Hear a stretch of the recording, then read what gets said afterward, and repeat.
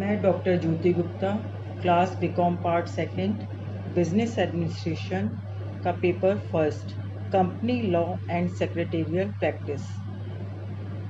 आज company law and secretarial practice का जो पेपर है, पेपर का जो सिलेबस है उसके बारे में अपन लोग डिस्कस करेंगे। इसका जो सिलेबस है वो 5 यूनिट में डिवाइडेड है।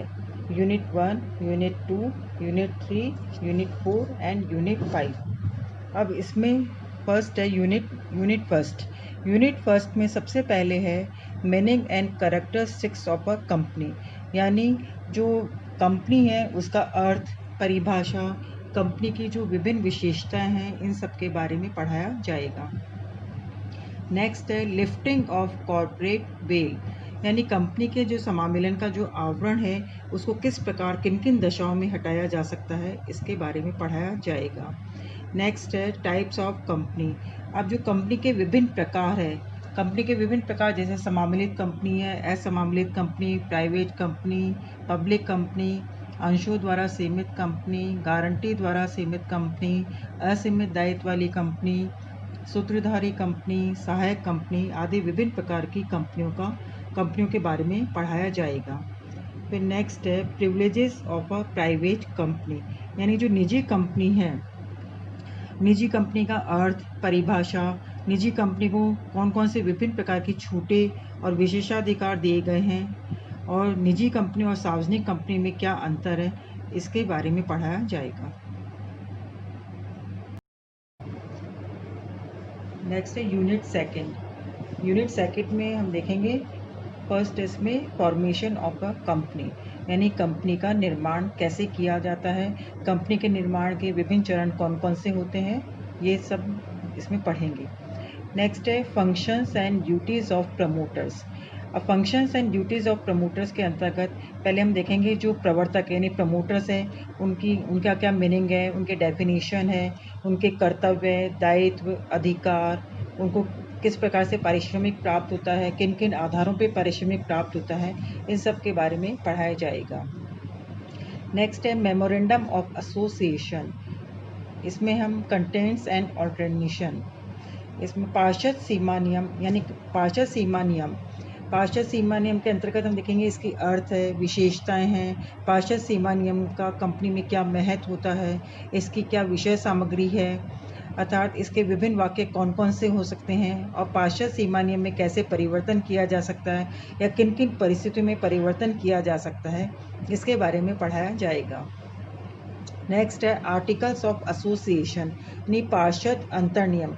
अब पार्षद अंतर्नियम का अर्थ, परिभाषा, इसमें विषय वस्तु, पार्षद सीमा नियम और अंतर्नियम में अंतर, फिर और इसमें अंतर्नियम में कैसे परिवर्तन किया जा सकता है, अंतर्नियम में परिवर्तन की क्या प्रक्रिया होगी, या परिवर्तन के कौन कौन से प्रतिबंध हैं, या परिवर्तन जब किया जाता है तो उसमें किन किन प्रतिबंधों को ध्यान में रखते हुए किया जाएगा, आदि पढ़ाया जाएगा।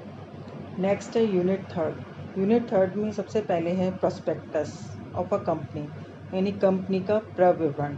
कंपनी के प्रविवरण में हम पढ़ाएंगे प्रविवरण क्या होता है, प्रविवरण की परिभाषा, प्रविवरण की विशेषताएं, प्रविवरण कौन निर्गमित कर सकता है, प्रविवरण का पंजीयन कैसे करवाया जा सकता है, और प्रविवरण में भूल और मिथ्या वर्णन के क्या प्रभाव होते हैं, क्या परिणाम होते हैं, और यदि कंपनी के प्रविवरण में कोई भूल और मिथ्या वर्णन होते हैं तो उसके लिए कौन कौन से जो डायरेक्टर्स हैं या प्रमोटर्स हैं वो कैसे रिस्पॉन्सिबल होते हैं, आदि के बारे में पढ़ाया जाएगा। नेक्स्ट है types of shares and debentures, यानी जो अंश और ऋण पत्र हैं उनके विभिन्न प्रकार कौन कौन से हैं, ये सब इसमें पढ़ाया जाएगा। नेक्स्ट है मेंबरशिप ऑफ अ कंपनी, यानी कंपनी की सदस्यता।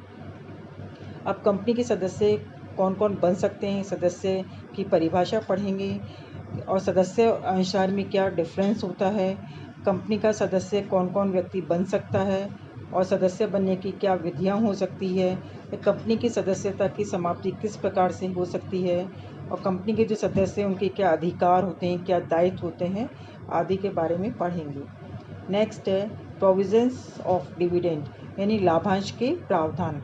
इसमें सबसे पहले हम देखेंगे कि लाभांश किसे कहा जाता है, लाभांश की परिभाषा क्या होती है, और लाभांश के विभिन्न वैधानिक प्रावधान, कंपनी अधिनियम में विभिन्न वैधानिक प्रावधान कौन कौन से होते हैं, और लाभांश के भुगतान की सचिवीय प्रक्रिया क्या होती है।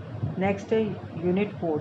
इसमें सबसे पहले है डायरेक्टर्स में qualifications and disqualifications, appointment and removal.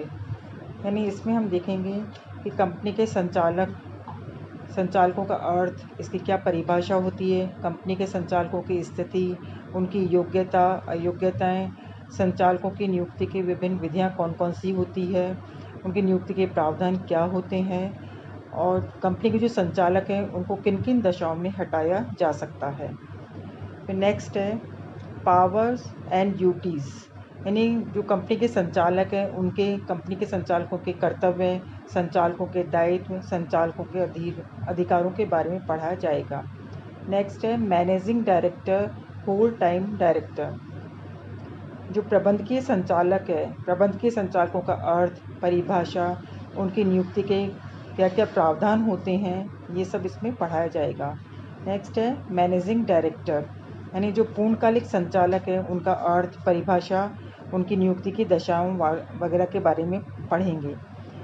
उसके बाद में नेक्स्ट है meeting of the company. Meeting of the company में है प्रॉक्सी, एजेंडा, रेजोल्यूशन, मिनट्स। यानी कंपनी की जो सभाएं हैं वो कंपनी की सभा का जो अर्थ है, परिभाषा है, कंपनी की सभाओं के आवश्यक तत्व कौन कौन से होते हैं, सभा की कार्यवाही संख्या किसे कहा जाता है, कंपनी में जो सभाओं के लिए प्रॉक्सी यानी प्रतिपुरुष का क्या अर्थ होता है, प्रतिपुरुष कौन कौन व्यक्ति बन सकते हैं, और कंपनी का जो सभा के प्रस्ताव, संकल्प में हम देखेंगे सामान्य संकल्प क्या होता है, विशेष संकल्प क्या होता है। फिर सभा के सूक्ष्म के बारे में पढ़ाया जाएगा। अब नेक्स्ट है मेथड्स ऑफ वाइंडिंग अप, यानी कंपनी का समापन। कंपनी का समापन किसे कहा जाता है, कंपनी के समापन की परिभाषा, यानी कंपनी का विघटन और समापन में क्या अंतर है। फिर समापन की विधियाँ, जैसे समापन की विभिन्न विधियाँ, जैसे स्वैच्छिक समापन, अनिवार्य समापन की जो प्रक्रिया है उसके बारे में पढ़ाया जाएगा। लास्ट है यूनिट 5। यूनिट 5 में सबसे पहले है कंपनी सेक्रेटरी। कंपनी सेक्रेटरी में क्वालिफिकेशंस, रोल एंड पोजीशन। तो इसमें हम देखेंगे कंपनी सचिव की परिभाषा, कंपनी सचिव की नियुक्ति के प्रावधान कौन कौन से होते हैं, कंपनी सचिव की स्थिति और भूमिका किस प्रकार की होती है। यानी कंपनी सचिव की जो भूमिका है वो विभिन्न रूपों में हो सकती है, जैसे एक अधिकारी के रूप में हो सकती है, मुख्य प्रबंधकीय प्राधिकारी के रूप में हो सकती है, समन्वयक के रूप में हो सकती है, प्रशासकीय अधिकारी के रूप में हो सकती है, पेशेवर या व्यवसायिक व्यक्ति के रूप में हो सकती है, एक विश्वासित व्यक्ति के रूप में हो सकती है। साथ ही कंपनी सचिव का जो महत्व है वो भी, उसका भी अध्ययन करवाया जाएगा। कंपनी सचिव का, जैसे सचिव कान, आँखें और हाथ होते हैं या मार्गदर्शक, प्रवक्ता होते हैं। कंपनी सचिव के कार्य, कर्तव्य, कंपनी सचिव के जो अधिकार है, कंपनी सचिव के सामान्य दायित्व, वैधानिक दायित्व और कंपनी विधान के अधीन दायित्व, अनुबंधात्मक दायित्व, कंपनी सचिव को किन किन दशाओं में पदमुक्त किया जा सकता है, इन सब के बारे में पढ़ाया जाएगा। नेक्स्ट है secretarial practice relating to allotment of shares, यानी अंशों का आवंटन कैसे किया जाएगा, अंशों के आवंटन के वैधानिक प्रावधान कौन कौन से होते हैं, या अंशों के आवंटन की कौन कौन सी शर्तें होती है, इसके बारे में पढ़ेंगे। नेक्स्ट है transfer and transmission of shares, यानी अंशों का जो हस्तांतरण और हस्तांकन का क्या अर्थ होता है, क्या परिभाषा है, अंशों के हस्तांतरण की क्या प्रक्रिया होती है, अंशों के हस्तांतरण के वैधानिक प्रावधान क्या होते हैं, इसके बारे में पढ़ेंगे। एंड लास्ट है पेमेंट ऑफ डिविडेंड, लाभांश के भुगतान के क्या क्या प्रावधान होते हैं, इसकी क्या सचिवीय प्रक्रिया होती है। तो इस प्रकार से हमने देखा कि जो सिलेबस के बारे में पूरा डिस्कस कर लिया।